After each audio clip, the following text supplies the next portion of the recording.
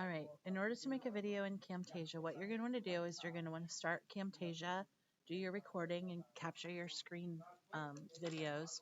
And after you get done, you're going to get this box that comes up in front of you. You're going to take and go to where it says Edit in Camtasia, and it's going to actually open up Camtasia for you. And you're going to be set here with all of these different tracks. My original one had several different tracks show up, but you don't. Um, you'll be adding and you can delete tracks. So the track that I just recorded is going to be should be shoved in there.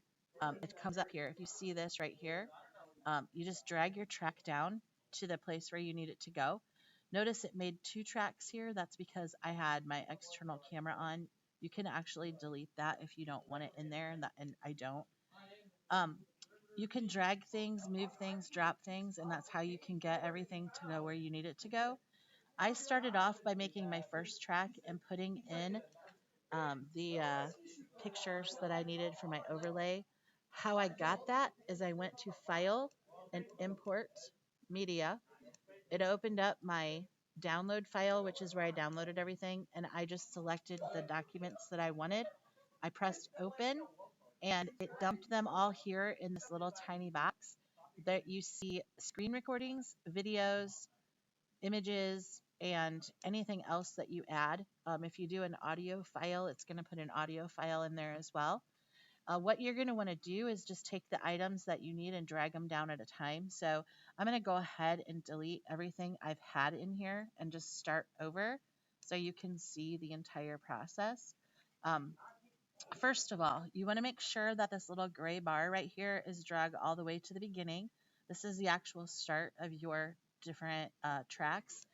Um, the first thing you have to have, obviously, is your introduction overlay. So that's where you're going to want to put the very first thing. You can work track 6 down to track 1. It doesn't really matter. It doesn't matter the order, but you're just going to drag it to give it time. So right now, if you look, it's 0 to 10. So that's 10 seconds. You got to keep track of time. You don't want something to be too long.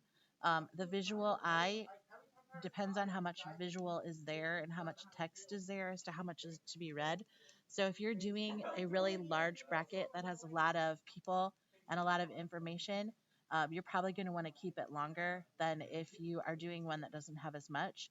Um, for example, this one, the second thing is going to be your overlay with the details of the game. I would say it's probably good to just have that maybe be 10 seconds as well, or 8 to 10. If you notice the text, there's not as much there. The next thing that we're going to add for track 4 is we're going to add our first overlay, and that overlay is going to go here, and that's our main overlay, and we're going to make that, we're going to work with that in a couple minutes. But what you can do is you're going to click on it in the box, and you're going to stretch it so it takes this entire shape of the entire screen that you're working with. Um, that's going to happen with every single track that you work with.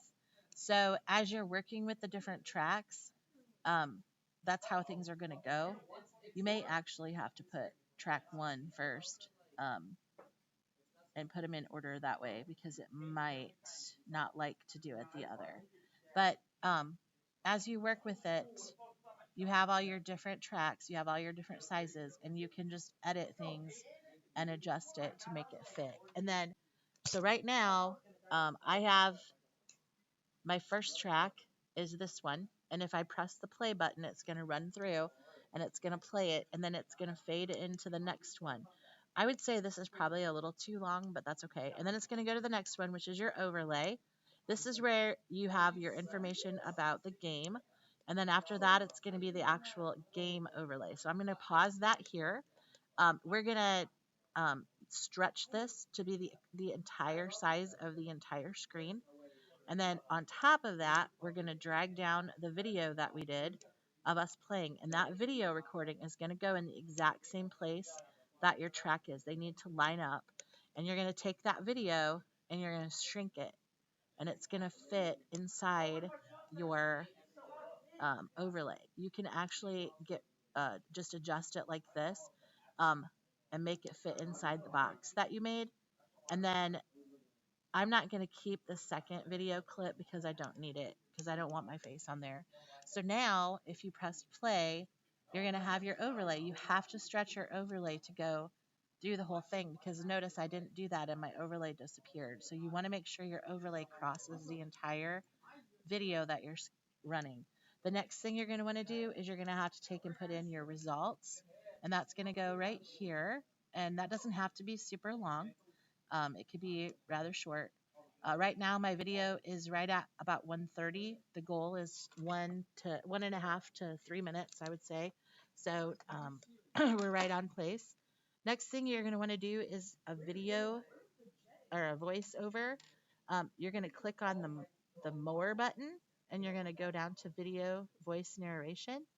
And right up here is going to be where you start recording what you're doing. So you press start voice recording, and that's where you're going to do your play-by-plays and your live stream information.